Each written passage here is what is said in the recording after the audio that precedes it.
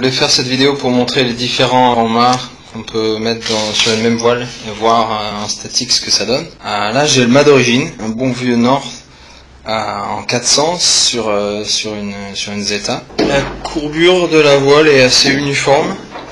Elle ouvre progressivement, il manque peut-être un peu de tension en bas encore. Très très dur d'ajouter la tension en bas. Vraiment rien à voir avec les mâts plus modernes ou skinny, je sais pas, mais c'était vraiment physiquement difficile. Ça touche à peu près au tiers du boom et on a une chute très homogène, mais on va rajouter tension à l'écoute pour voir ce que ça donne. On a un minimum de tension à l'écoute. Il reste quelques centimètres sur les centimètres recommandés par le fabricant. On a une chute très homogène, une ouverture vraiment longiligne de la tétière jusqu'au boom. En bas on n'a pas grand chose, il y a juste un petit creux de latte et c'est à peu près tout. Voilà, je vais rajouter tension maxi à l'écoute et on va voir ce que ça donne. Il reste à peu près 1 cm à l'écoute. On a un petit creux en bas, pas grand chose, c'est une voile pas très puissante, la Zeta. La chute est tranquille, on a une voile assez homogène, il y a un petit creux, bon, gentillet. Et voilà, ça ouvre et ça fait du bruit. Faut mettre des bouchons. On a une latte éloignée de presque 2 doigts, la deuxième, et pratiquement sur le mât la première. Donc là j'ai un 430 avec le haut en 400, ce qui donne plus de souplesse en haut. Et donc ce qui se passe, le 400 doit être en 19. Ce qui se passe, c'est que là on a l'impression que j'ai assez de tension à la mûre en bas. J'ai pratiquement rien à l'écoute, c'était juste pour voir ce qui se passe au niveau des lattes. À ma première latte ici, j'ai à peu près... je suis toujours... il manque un petit peu pour être à la moitié du mât. Alors que la deuxième, en gros, était à la moitié du mât. Donc on va avoir un creux qui va être plus vers le haut. Donc quand on la lève à l'écoute, on voit bien ça.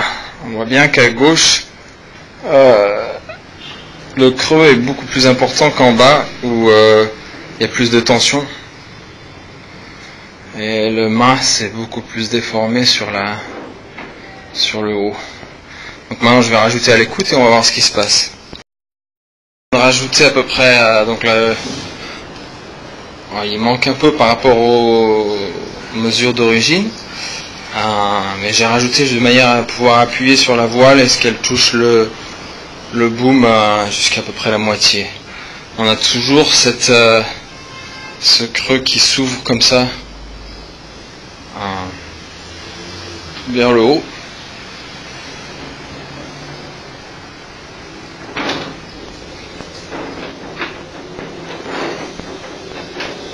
On a une voile qui ouvre pas trop mal.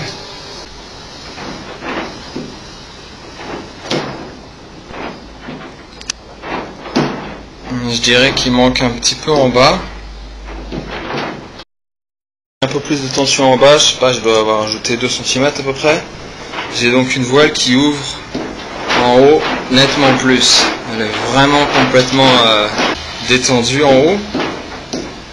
Les bons 2/3 voire 3/4. La première latte touche le mât légèrement et la deuxième sort à peu près 1 doigt entre la latte et le mât. Maintenant, mais ça a pas l'air dégueulasse quoi, comme ça manque un petit peu, ça doit penser faire un peu l'effet caoutchouc, mais en rajoutant un peu de tension à l'écoute, ça devrait donner une voile pas dégueu. À l'écoute, pas mal de tension, et 157, je dois être à 156 et demi on va dire, et donc la voile s'aplatit sur le haut et on voit le creux de la première latte qui qui est maintenant plus formé que le haut de la voile qui est plus plat. Et elle ouvre très bien. Et ça me paraît une bonne voile de baston, cette configuration.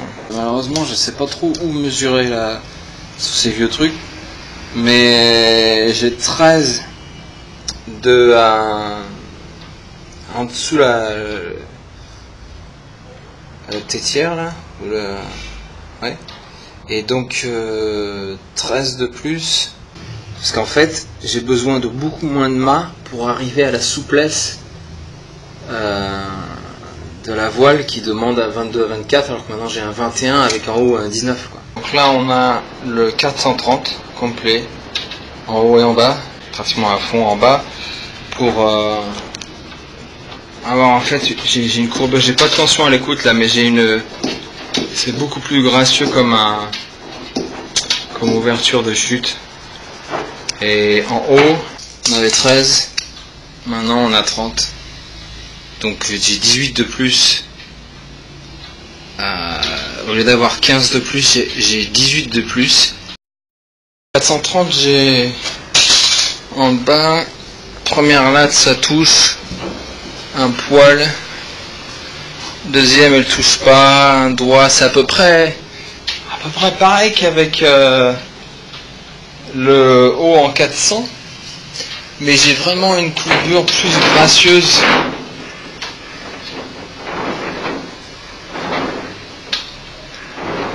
La voile a un profil qui est plus uniforme, il descend plus d'une manière constante qu'avec le mât plus souple en tête.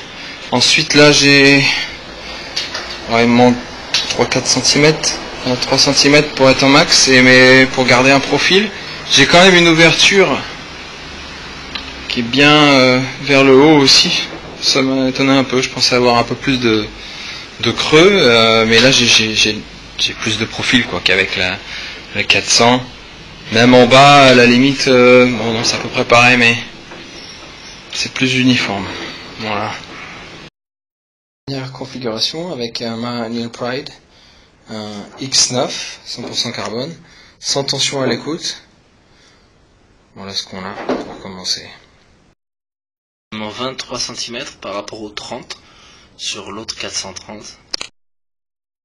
À l'écoute, on remarque que la voile est moins ouverte vers le haut que les autres. Donc il y a plus de creux en bas, c'est un peu plus équilibré. J'ai rajouté de la tension en bas parce que je trouve que ça manquait un peu. Et donc maintenant j'ai un haut qui est similaire au haut quand on avait mis le haut 400.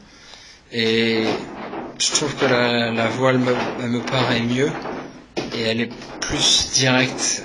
J'ai un peu plus de tension dans le mât, je le sens avec le pied là. Donc elle sera devrait moins bouger. Voilà ce que ça donne avec un peu plus de tension. Donc on voit qu'elle est vraiment flex top là.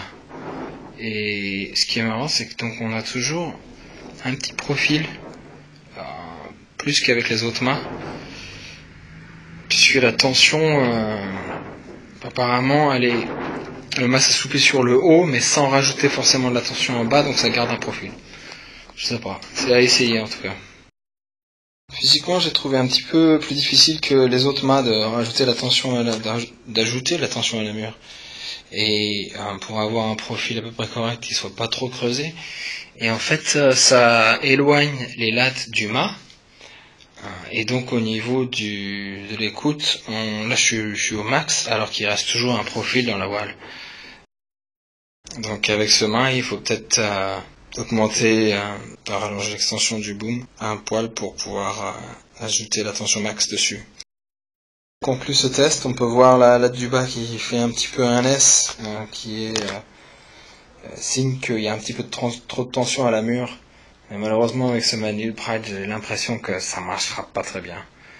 Je voudrais bien essayer, mais j'ai un peu de doute à ce qui est de la tenue de voile. Ok, merci de m'avoir suivi et à la prochaine.